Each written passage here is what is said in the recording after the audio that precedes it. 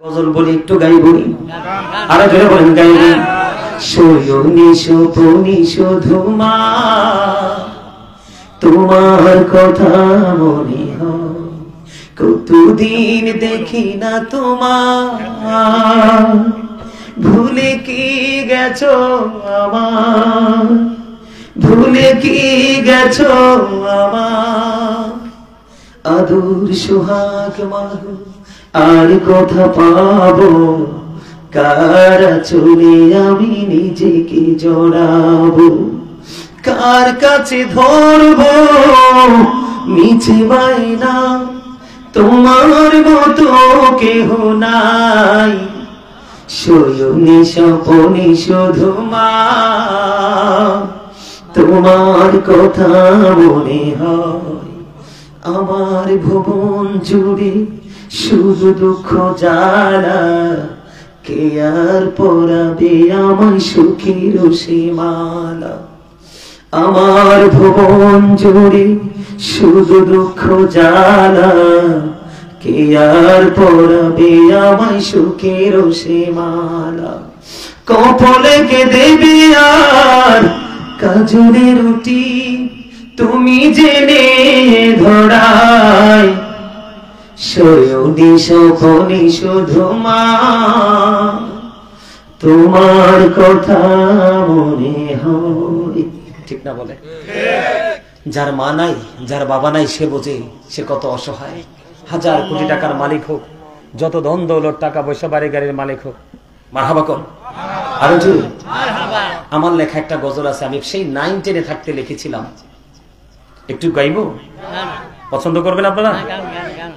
কিনে গেলা পাখি দিয়া মাগো আমায় কাফেরে, দিবানিশি তুষের আগুন এই হৃদয়ে জ্বলে, কিনে গেলা পাখি দিয়া মাগো আমায় কাফেরে, দিবানিশি তুষের আগুন এই হৃদয়ে জ্বলে, হাইরে কাহিন্দা কাহিন্দা হইছে রে নদী মা,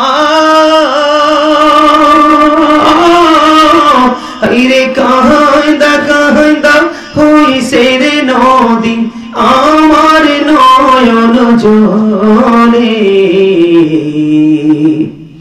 দিবানিশি তুষের আগুন এই হৃদয়ে জ্বলে, আমি সবেদনা ভইলা গো যাইতাম মায়ের আদর পেলে, সেই মায়া আমায় ছেড়ে গেছে চিরদিনের তরে, আমি সবেদনা ভইলা গো যাইতাম মায়ের আদর পেলে, সেই মায়া আমায় ছেড়ে গেছে চিরদিনের তরে, আমায় নাম দড়িয়া ডাকি দিয়া রে মা,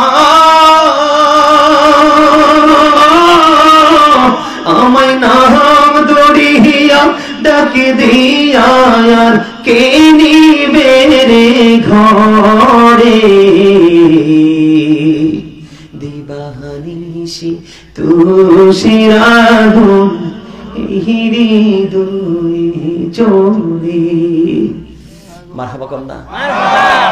আবারও বলছি, যার মা নাই সে বোঝে, যার মা নাই সে বোঝে মায়ের ভালোবাসা, মায়ের প্রেম কত মধুর। মায়ের প্রতি ভালোবাসা যদি না থাকে, মা বোনদেরকে বলছি, আমার কাছে খবর এসছে আপনাদের প্যান্ডেলে নাকি আমার মা বোনদের বসার জায়গাও নেই। আপনাদের সবাইকে বলবো নিজ নিজ দায়িত্বে একটু কাছাকাছি হয়ে বসে সবাইকে একটু বসার সুযোগ করে দিন, সবাইকে একটু বসার সুযোগ করে দিন। আমার একটা গজল আছে মায়ের শানে, গাইবো একটু? তোরা কই পাবি অমূল্য রতন, আমার মায়েরই মতন রে নাই দরদি, তোরা কই পাবি অমূল্য রতন সবাই তোরা কই পাবি অমূল্য রতন আমার মায়েরই মতন রে নাই দরদি বিজা জাগায় মায়ে শোয়া শুকনা জাগায় আমায় রাইখা গো ও সে কত কষ্ট করুনি মাই আমার নাদনার পাদরি নাই দূরি নাই দূরি আমার মাই মইরা গেলে আমি কাকে ডাকিব মা মা বলি মা মা গো ও সে কত কষ্ট করুনি মাই আমার লালনার পাদরি নাই দরদি যে সারজনে কান্দে লইয়া কোথায় যাও গো মাকে নিয়া ও খুলে দাও মায়ের মুখের কাফন দেখি জনমের মতন রে নাই দরদি তোরা কই পাবি অমূল্য রতন আমার মায়েরই মতন রে নাই দরদি অন্ধকার কবরের মাঝে কি জানি কি আযাব হবে ও সে মাফ করে দাও আল্লাহ মাবুদ আমার জনম দুঃখিনী মাকে নাই দরদি মারহাবা বলেন কথাগুলো বুঝতে পারছেন অনেকেরই মনে মনে চিন্তা আছে আল্লাহ গো বাবা মা তো চলে গেছে কি করব বাবা মা যাদের চলে গেছে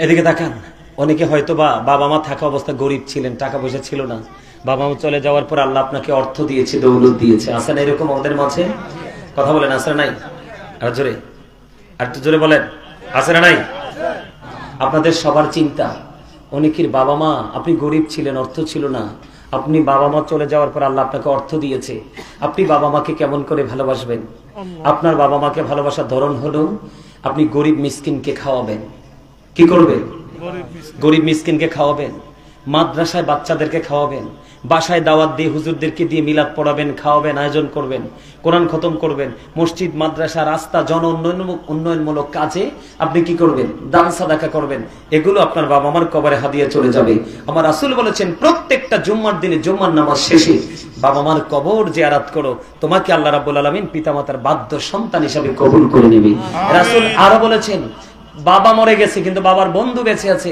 তুমি তোমার বাবার বন্ধুর সাথে মিষ্টি আচরণ করো তাহলেই যেন তুমি তোমার বাবার সাথে ভালো আচরণ করলে তোমার মা চলে গেছে কিন্তু মায়ের বান্ধবী দুনিয়াতে বেঁচে আছে মায়ের প্রিয়জন বেঁচে আছে তুমি তাকে ভালোবাসো তাকে আদর করো তখনই তুমি তোমার মায়ের সাথে ভালো আচরণ করলে এখন কি আমাদের মধ্যে সে শিক্ষা আছে এগুলো আমার বানানো কথা না এগুলো হাদিস শরীফের কথা কিসের কথা হাদিস শরীফের কথা আমি অত্যন্ত শ্রদ্ধার সাথে আপনাদেরকে বলতে চাই কথাটা এখনকার ছেলেরা বাবা মাকে কদর করে না মূল্যায়ন করে না তার একটা মাত্র কারণ এটার জন্য দায়ী আমি বাবা মাকে বলবো কেন বাবা মাকে বলবো কারণ every parent should take care their children very carefully প্রত্যেকটা পিতামাতার উচিত তাদের সন্তানের দায়িত্ব যত্ন সহকারে পালন করা কেন না আপনি সন্তানের দায়িত্ব যদি আপনি যথাযথভাবে পালন না করেন তাহলে সন্তান কখনোই সুশিক্ষায় শিক্ষিত হবে না আমি আপনাদেরকে বলি কেমন ভাবে দায়িত্বটা পালন করবেন একবার ছোট্ট একটা টপিক আমি আপনাদেরকে দেই সূক্ষ্মভাবে খেয়াল করবেন আমার রাসূল বলেছেন আপনার সন্তান যখন পৃথিবীতে আসবে কি করবে আপনার সন্তান যখন পৃথিবীতে আসবে আপনার দায়িত্ব, সর্বপ্রথম আপনি সন্তানের কানে আযান দিবেন। মা খাতুনে জান্নাত ফাতেমার সন্তান জান্নাতের সরদার যখন পৃথিবীতে এসেছিল, আমার নবীজি আমরা আযানের আগে যেমনি নামাজের আগে যেভাবে আযান দেই, নামাজের প্রস্তুতির জন্য ঠিক তেমনি ভাবে আযান দিয়েছিলেন। কিন্তু এখনকার বাচ্চা কাচ্চা মার তো প্রসব ব্যথাই ওঠে না। কয়দিন আগে আমার আশপাশে এক মহিলার বাচ্চা ডেলিভারি হয়েছে। মহিলার যে বাচ্চা হবে এটা মহিলা বুঝতেই পারে নাই। ডাক্তার ডেট দিয়েছে, ডাক্তার ডেট মতনই হসপিটালে সিজার করে ফেলছে। নাউজুবিল্লাহ বলেন। এখন এই বাচ্চাটার ভবিষ্যৎ কি? এমনও হতে পারে অনেক মা আছে বাচ্চা জন্মের পরে মায়ের বুকের দুধই চোখে দেখে নাই, আছে না নাই? অথচ আমার রাসূল বলেছে তুমি তোমার সন্তানকে, মাকে দায়িত্ব দিয়েছেন কমপক্ষে 2 বছর বুকের দুধ খাওয়াও। কিন্তু এই দায়িত্ব আপনি পালন করলেন। আমি ফার্স্ট টাইম একটা করে ধারাবাহিকভাবে বলছি। আপনাকে প্রথম দায়িত্ব দেওয়া হয়েছে কি? সন্তান পৃথিবীতে আসার পর আপনি কি করেন? আযান দেন। কিন্তু আপনি প্রথমে আযান দেন নাই, আল্লাহ এবং আল্লাহ রাসূলের বিধান কি করেছেন? অমান্য করেছেন। আপনি ফার্স্ট টাইমে মিস্টেক করেছেন। সেকেন্ড মিস্টেকটা কোথায়? সন্তান এসছে মাত্র 7 দিন হলো। কতদিন? 7 দিন যখন হয় আপনার সন্তানের মাথার চুল ফালাতে হবে। কি করতে হবে? বাচ্চার নাম রাখতে হবে। এবং পুত্র সন্তান হলে 1 বছরের 2টা ছাগল দিয়ে আকিকা দিতে হবে। কন্যা সন্তান হলে 1 বছরের 1টা ছাগল দিয়ে আকিকা দিতে হবে। এখন আপনি তো একটাও করেন নাই। হসপিটালে বাচ্চা সুস্থ, হসপিটালে বাচ্চা সিজারে হয়েছে, কারণ এটা সময়ের আগে হয়েছে। তো এই জন্য ডাক্তার বলে 3 মাস 6 মাস, অনেক বাচ্চার 1 বছরও চুল ফালায় না। তো আপনি কি করলেন? কতগুলো কোরআন হাদিস আল্লাহ রাসূলের কতগুলো হুকুমকে অমান্য করলেন। তারপরে এটা আপনার বরকত হবে কোত্থেকে? কথা আমার বুঝতে পারছেন? আচ্ছা গেল ওইটা। 2 বছর পর্যন্ত মায়ের দায়িত্ব হলো সন্তানকে বুকের দুধ খাওয়াতে হবে। কি করতে হবে? 2 বছর পর্যন্ত সন্তানকে মায়ের বুকের দুধ খাওয়াতে হবে। এখন অনেক বাচ্চা আছে মায়ের দুধই তো দেখে না চোখে, আছে না নাই? আচ্ছা গেল একটা। সর্বশেষ একটু বড় হতে যখন লাগবে, আপনি 7 বছরে যখন পা দিবে, আপনার সন্তানকে আপনি নামাজের জন্য তাগিদ দেন। কয়টা সন্তানকে বাবা মায়ের নামাজ পড়তে তাগিদ দেয় বলুন তো? একবারে বসতে শিখার আগেই তার হাতে মোবাইল। কথা বলে দেখেন, বসতে শিখার আগেই তার হাতে কি? মোবাইল। এই গেল একটা। 10 বছরে যখন পা দিবে, তোমার সন্তানকে নামাজ না পড়লে প্রহার করো, মানে হালকা পাতলা মায়ের দাও, এবং বিছানাটা পৃথক করে দাও, আলাদা করে দাও। এরপরে সর্বশেষ আপনার ছেলেটা বুঝে শুনে বড় হয়েছে, প্রাপ্তবয়স্ক হচ্ছে ধীরে ধীরে, কিন্তু তাকে আপনি কি করবেন? শিক্ষা দিবেন। কি করবেন? এখন আপনারা তো ইংলিশ মিডিয়াম নিয়ে ভাবেন। আপনারা একটু সূক্ষ্মভাবে একটা জিনিস নেবেন। আমরা প্রাইমারি স্টুডেন্ট। কি? আমরা প্রাইমারি স্টুডেন্ট। আমাদের প্রথম বই দিল 3টা। কয়টা? বাংলা, অঙ্ক, ইংরেজি। কয়টা বই দিল? আমাদের ব্রেইনে কিন্তু কোনো প্রেশার নাই। আমরা ফ্রিলি অল্প অল্প করে শিখেছি। এনারা যারা আছে আমার সারিতে, প্রথম সারিতে, তারা আমার চেয়ে ভালো জানে। আমি তো পড়ে আসছি, তারা আমার জন্মেরও আগে আসছে। দাদা ভাই কি ঠিক বলছি না? প্রাইমারি ছিল। আমি যখন আমাদের কুমিল্লা ভিক্টোরিয়া কলেজে যখন ইংলিশ বিভাগে ছিলাম, আমার ম্যাম যিনি ছিলেন, উনি ছিলেন ফেরদাউস, জান্নাতুল ফেরদাউস। আমার ম্যাম আমাদেরকে বলেছিলেন, আমাদেরকে যখন ক্লাস করাইতেন, তিনি একদিন আমাদেরকে বুঝাইতে গিয়ে তিনি আমাদেরকে বলেছিলেন যে তোমরা এবং তোমাদের আওলাদের কাউকে, কোনো বাচ্চাকে তোমরা কিন্ডারগার্টেনে ভর্তি করো না। কি করো না? কিন্ডারগার্টেনে তোমরা ভর্তি করো না। যুবক তোমরা শোনো, তোমরা তো পাগল হয়ে যাও কিন্ডারগার্টেনে ভর্তি করার জন্য। আমার কথাটা শোনো। কি করো না? তোমরা তোমাদের সন্তানদেরকে, আওলাদদেরকে কিন্ডারগার্টেনে ভর্তি করো না। তার কারণ এই কিন্ডারগার্টেনে বাচ্চাগুলোকে যখন ভর্তি করানো হয়, তখন তোমরা কি করে? বাচ্চাগুলো মুখস্থ বিদ্যা শিখে একটু বড় হতে যখন লাগে, বাচ্চাটা ছোট্ট থাকতে প্রেসার নিতে নিতে নিতে নিতে একটু যখন বসতে শিখে, সে আর প্রেসার নিতে পারে না। একটা সময় স্কুল থেকে ঝরে পড়ে। এই যুগের ছেলেরা যারা পড়াশোনা করে, তোমরা বলো তো কয়টা ছেলে কাজে লাগতে পারছে? কেন পারে নাই? আমরা আল্লাহ রাসূলের বিধানকে আমরা আপন করে ধরতে পারি নাই। কেমন ধরতে পারি নাই? আমার রাসূল বলেছেন, আদিবু আওলাদাকুম আলা সালাতি খিসালিল হুব্বি নবিকুম ওয়া হুব্বি আহলি বাইতিহি ওয়া আলা কিরাতিল কুরআন। রাসূল বলেছেন, তোমরা তোমাদের সন্তানদেরকে 3টি বিষয় শিক্ষা দাও। কয়টি? একটি হলো হুব্বি নবিকুম, teach the love of the prophet, নবীর ভালোবাসা শিখাও, কারণ নবীর ভালোবাসা আমাদের জন্য ঈমান এবং ফরজ। এরপরে বলেছেন রাসূল, হুব্বি আহলি বাইতিহি, নবীর পরিবার আহলে বাইতের ভালোবাসা শিখাও, কারণ নবীর আহলে বাইতের ভালোবাসা আমাদের জন্য ঈমান এবং ফরজ। এরপর রাসূল বলেছেন, ওয়া আলা কিরাতিল কুরআন লান তুরিসাইতাহুল কুরআন, তোমরা তোমাদের সন্তানদেরকে কোরআন তেলাওয়াত শিখাও। এখন আপনারা বলেন, কয়টা বাবা মা এই দায়িত্বটা ধারাবাহিকভাবে পালন করছে? করছেন? করেন নাই। এই জন্য আপনাদের সন্তানগুলো কি হয়ে যাচ্ছে, দিন দিন পথভ্রষ্ট হয়ে যাচ্ছে। আপনি আপনার সন্তানের দায়িত্ব পালন করেন, দায়িত্ব পালন করতে পারছেন না, সিস্টেম জানা নাই।